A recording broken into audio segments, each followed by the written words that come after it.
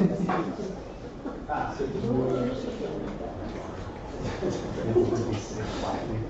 right, team, take it away. Hi guys, good afternoon. So I'm Ruben. I'm Isaac. I'm Sarah. And we are also working with the Ohio Valley Land Conservancy. We're the trail use and monitoring, predominantly at the Ventura River Preserve. So who is the Ohio Valley Land Conservancy? What do they do? Where do they do it? How do they do it? And why? So a lot of this information we can gather from their mission statement, which we already heard, which is the Ohio Valley Land Conservancy is a community-based nonprofit organization working with partners to permanently protect open space, natural scenic beauty, wildlife habitat, and watersheds of Ohio Valley for current and future generations. So who are they? They're a nonprofit, non-governmental land protection organization. How do they do what they do? So they are supported by private donors and community organizations. What? So they protect the views, the trails, waters, and wildlife of the Ohio Valley. Where? So the Ohio Valley Land Conservancy manages roughly about 2,300 acres of open space in the Ohio Valley. And this is equivalent to about 2/3 the size of the city of Ohio.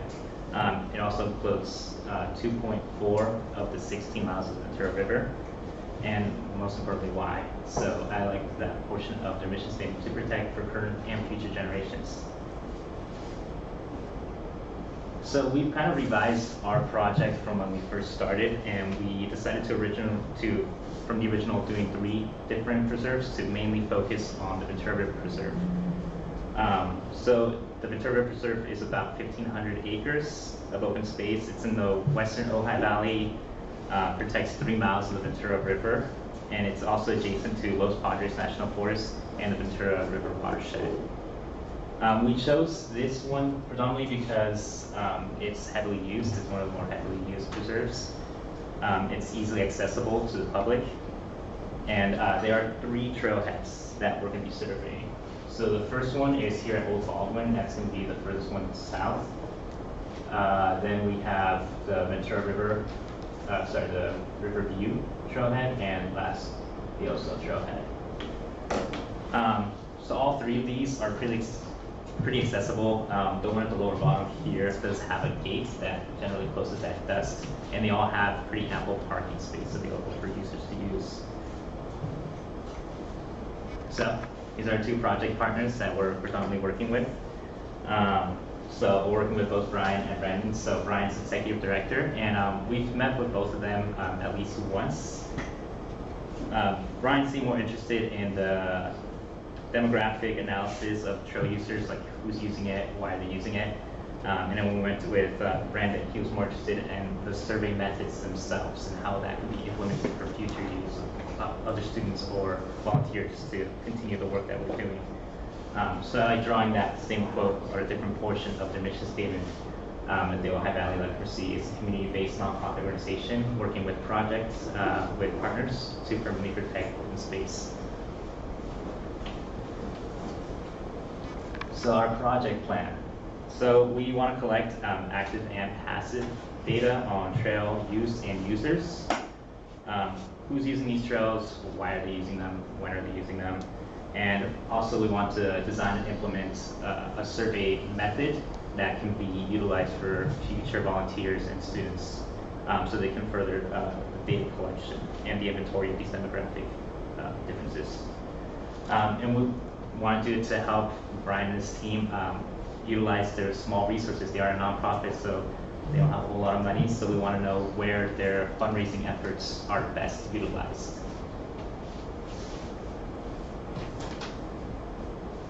And so, survey and data collection methods. So we've already gone out there once and did a small sample with mainly paper surveys. But we want to do both. We want to do both paper, and we also have a digital survey via QR codes that we have on cards that we're going to hand out. And that's going to be useful for those who don't want to stop or are in a rush, and also trying to get those mountain bikers that just kind of zoom right past us. Aside from the data from the surveys themselves, we want to collect any information about how people are reacting to us. How are our survey methods? Are they efficient? Are they engaging with us? Are they looking at the kiosk? And how long does it take for them to do the survey? We want to know if they're finishing the surveys mainly because we're standing right in front of them taking notes, or are they skipping questions on the online ones? We want to have a comparison of which method works better and as to why. And here I'll hand it off to Sarah to go over goals and deliverables. Okay, so like Ruben was talking about, we do want to present the variation between like the people who are using the trail, like who's using it, what they're using it for, and we want to be able to present that in like a nice like graph spreadsheet, so that way they can reach out to members of the community. So we are also going to we're asking people for their zip codes, and people so far have been giving them to us. So we're going to look at kind of a geographical representation of where people are. So so far everyone has been within walking distance of the trail. We've only seen like 2 people bring their cars. Most of the time they're just like walking there in the morning from what we've seen so far. But it would be very cool to see if there is like, you know, groups from who live in Ventura coming up to visit. We also want to look at the effectiveness of different survey platforms. So that'll include like, you know, are people skipping questions on one but not the other, and which ones would be easiest for people who are volunteering to try to get to people. This is all meant to help the Ojai Valley Land Conservancy better utilize their resources. So here's an example of our survey. So up here in pink, we have kind of the demographic questions, and kind of the green, I swear was blue last night. We have the questions about how they're using the trail. We tried to keep it relatively short, but since we're standing in front of them, we were able to make it 16 questions, because it's a lot more pressure when someone's going, finished with your survey yet? Than like, you know, like if you were to go to a writing center and they have their 4-question survey and you're like, oh, I'm in such a rush. So it's nice to be able to make it just a little bit longer. So results so far from the survey. So we only have 9 out of 11 people have taken the survey, and so far what we have is everyone has identified as white who has taken the survey, and they've all lived within walking distance. There was actually a very wide variation in education levels. I don't think we had 2 answers that were the same. We also were wondering if people were looking at the kiosk, because you know we're going to throw our QR code up there. There's a lot of important information on there. No one has looked at the kiosk so far, but they are also coming there multiple times a week. So it'd be interesting to see if the people who are looking at the kiosk are the ones who are like, oh, this is my first or second time visiting. The only people who haven't taken our surveys are the people who are mountain biking, and that's because they're moving so fast. So with the passive data, so even if people don't want to take our surveys, it's really easy to look at someone and be like, okay, you're female, you're traveling with a family of 12, and you have 4 dogs that are off leash. So like even if they're like, no, I don't want to take your survey, we still are able to collect data on them. So far we've started kind of creating the graphs, and so that way we can just keep adding in data and just keep updating the graphs. So so the color-coded map is not ours, but that's what we're hoping to get once we get enough zip codes. I started putting them in. It's really boring right now because it's just a little log of zip codes. We're also looking at what time people are visiting, and we've kind of started creating a graph throughout the day. So when we went there to kind of test run everything, we were there on a Friday, and this was how many people were visiting at different hours. We've also been putting our data into a Google like, oh my gosh, it's like Excel, but for Google, yeah, Google Sheets.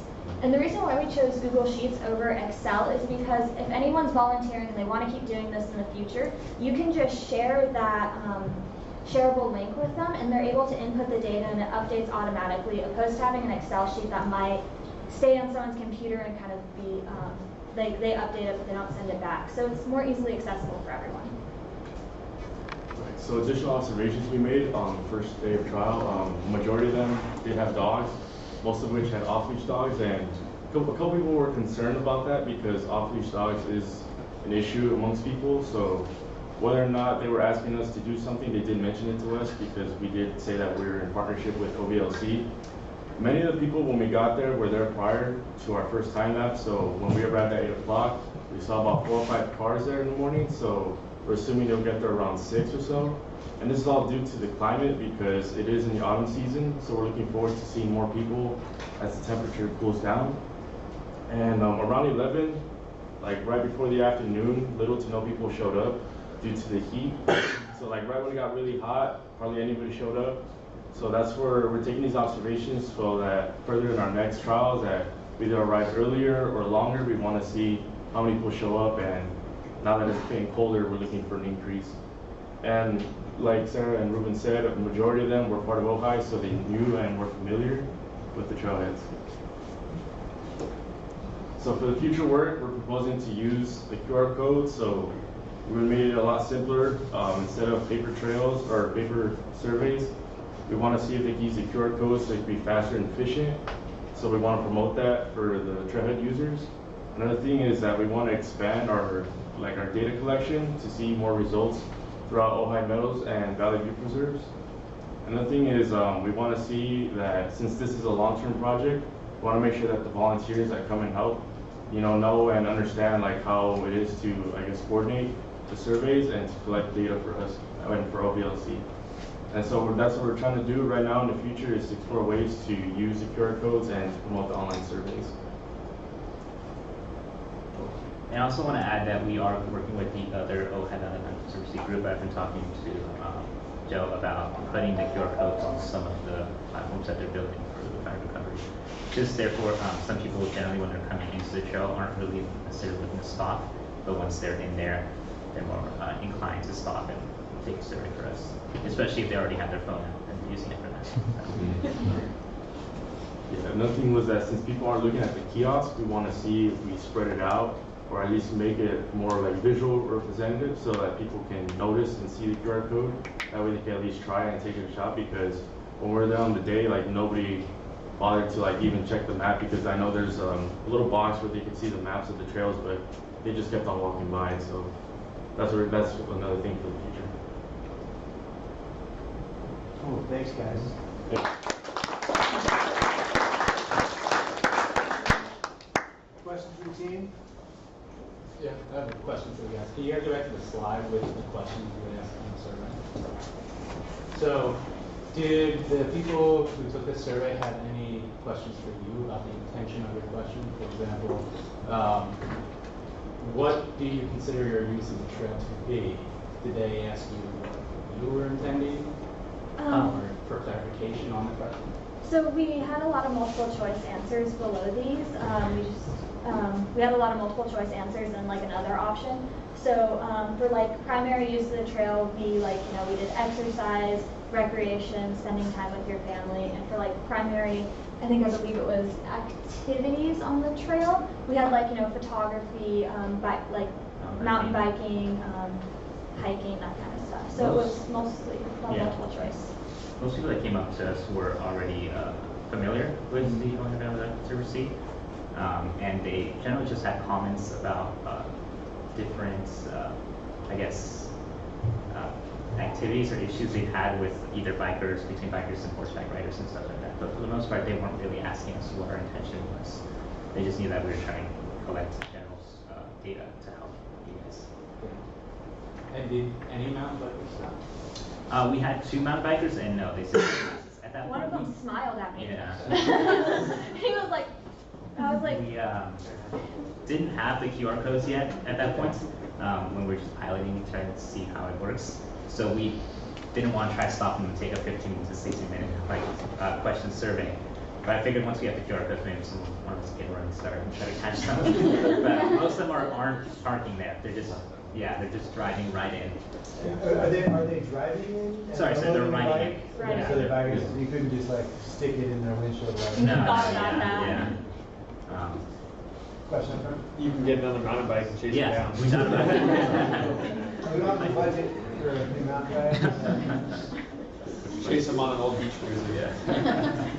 Eric, I'll just sit in my car with it started and chase them down.